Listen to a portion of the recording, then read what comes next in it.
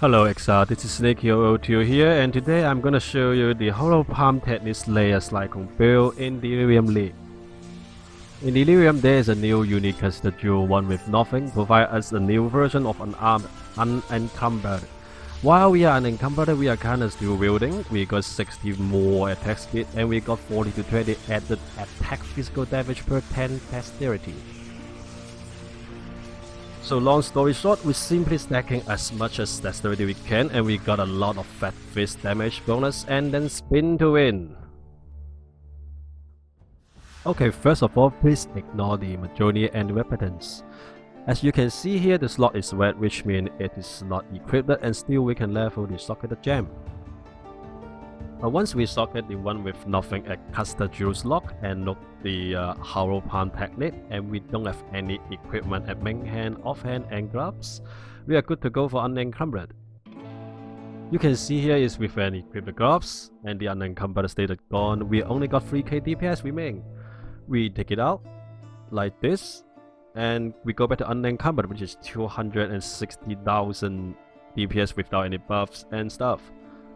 We can put the whip pattern back by switching plus intelligence gear and switch back.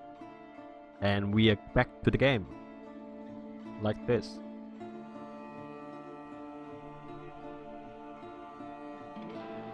Finally.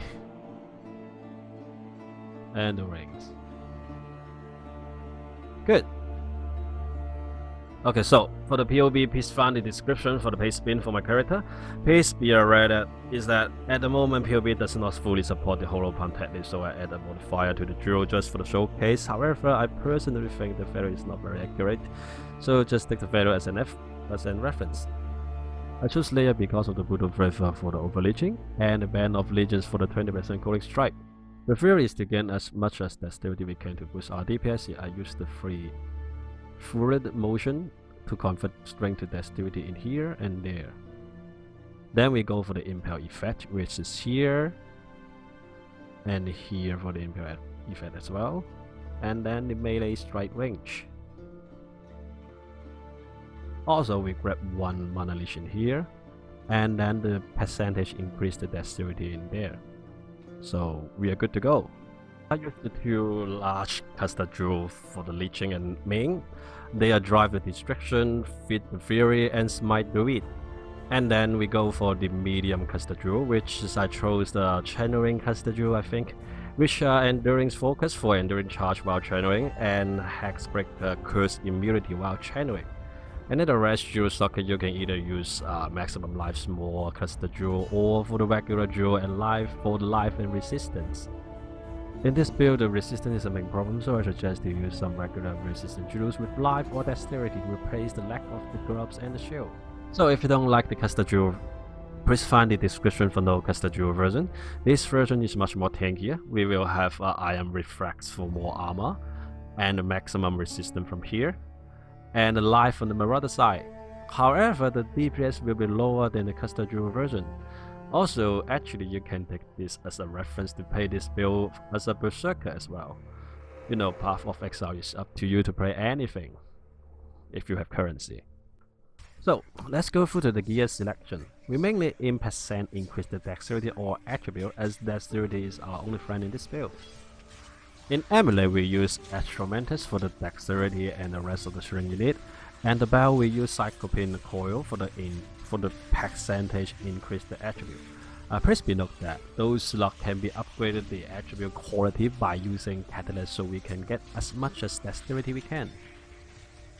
For the body armor, we can use either Wild Web, which provide percentage increase the dexterity and attack speed for DPS, or a Elder or Redeemer based body armor for percentage increase the dexterity with life and resistance. Next, for the helmet and boots, mainly there are two kind of combination.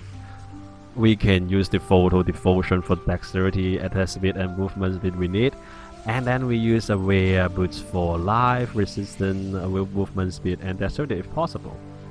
Or, which this combination I'm using, we use a wear helmet for life, resistance, and dexterity if possible, and use Eric Khan's Fright for dexterity and life from dexterity.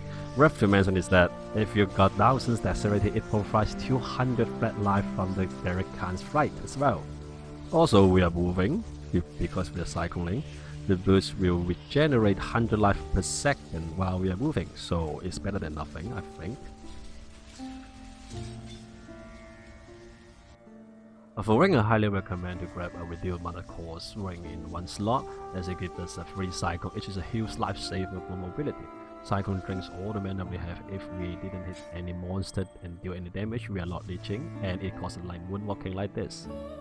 This is very dangerous during the boss fight. Slayer are very weak when we are not leeching. The other wing will need life, resistance, and dexterity. Luckily, you can have a curse vulnerability on hit ring as well. Actually, you can craft the reduced mana cost for the inner ring in the crafting branch, but I still don't have the recipe, so I just grab one. It helps me to avoid dying stupidly in boss fight. Of course, if you can somehow manage to keep your resistance and attribute with the boots and helmets, the best combination is the Photon for the helmets, Garrett Khan's flight for the boots, Hunter base belt for percentage increase the attribute and resistance and life, and a Redeemer base amulet for percentage increase the attribute and resistance and life. Worth to mention is that we cannot crit, as Unarmed does not have any base critical chance, unless we use Regrow Curse, but it is a waste of our amulet slot. My gear is already on path of building, so you can take a look of that and find the gears to fit your own character. So, next we talk about the gem setup. As we only have 3 items with gems, the gem setup is fairly straightforward. In our Cyclone, it will be Cyclone, Brutality, Melee Fist, Fortify, and Impel for the main setup. The 6th link you can use either Infuse Channeling for DPS and defensive, or Pulverize for the area. Personally, I use Pulverize for area size as we are unarmed. The melee strike is low and it helps a lot in area effect. I mean Pulverize. In Aura, we use Fly, Flesh and Stone, and Dread Banner for the main Aura. You can link your Flesh and Stone with Maim, so the effects of Maim from the Flesh and Stone will be increased. As I already have the Maim in the Caster Jewel, I will use Blood and Stand for more damage or area effect. In bossing, we switch to Blood and Stand for DPS, and in general mapping, we use Sand Stands for safety. So, we only left 4 gem sockets. Please be noted that Dash is our only mobility. We don't have any axe or mace in hand, so we cannot use Lip Slam. We don't have a one-hand sword in hand, so we cannot use Wild Blade. We don't have any shield, so we cannot use Shield Charge. Of course, you can use Lightning Swap, but yeah, you know. So, Dash and Link to Second Wind is our only mobility. The rest 2 sockets will be Blood Rage for more leech and attack speed, and Vow War Chief Totem for more melee damage when we are having a boss fight. So, the build is awesome, so direct. We have nothing but our palm and smash everything with it, like Zangief. However, there is some cautions I want to share with you guys, which are easy to start, hard to end game. You can start using Hollow Palm Teddy at somewhere 12 to 15 level, and it already getting 1 to 2k DPS for you to smash everything until 60 plus. However, when you do mapping, capping resistance with the gloves and shield is harder than general build.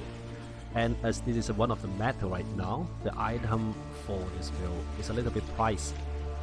Like the Garrett Khan's fight. Before I play this build, the Garrett Khan's fight is 1 Nexor, and somehow it changed to and rise to 4.5 or 4.8, something like that. So it is a bit pricey right now. Secondly, this build is not very Delirium friendly in general map.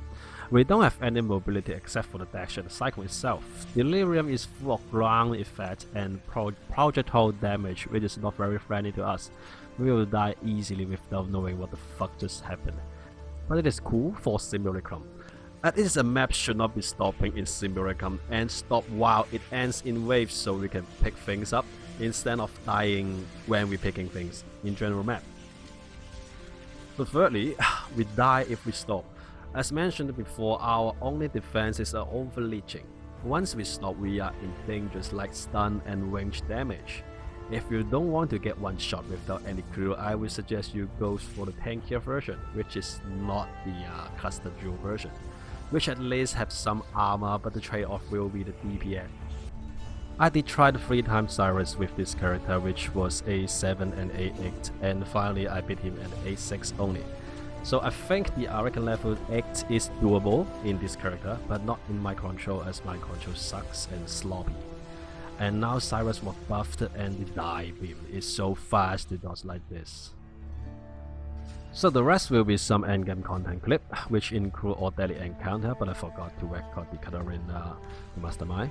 The Shapers, the Elder, the Uber Elder, and the Uber series, and the Cyrus itself is already done with this character.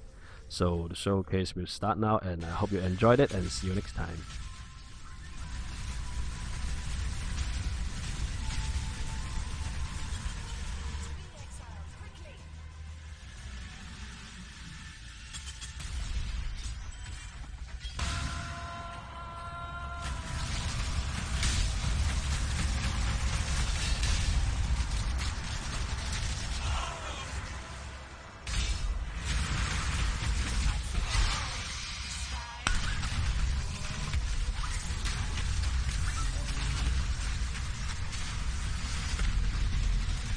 Surprise, motherfucker!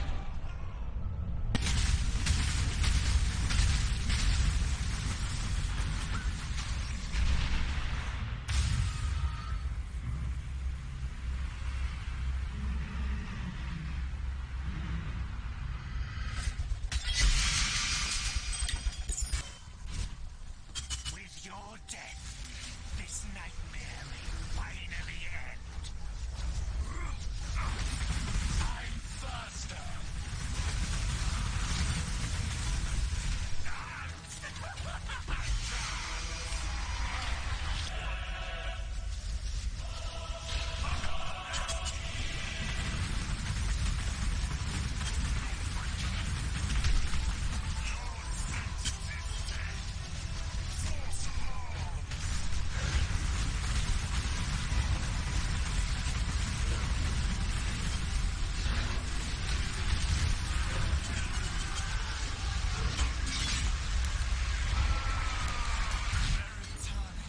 Welcome.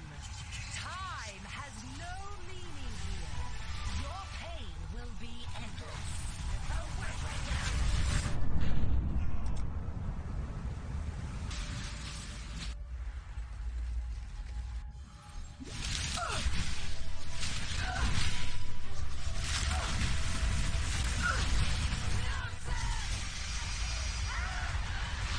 You stand victorious.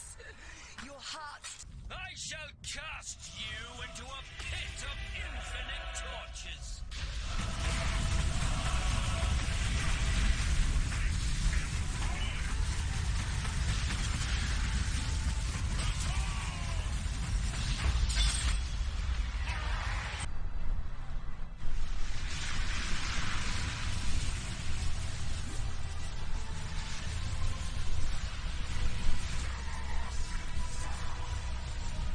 So that will be all, and thank you for your time. If you got any questions, just comment below.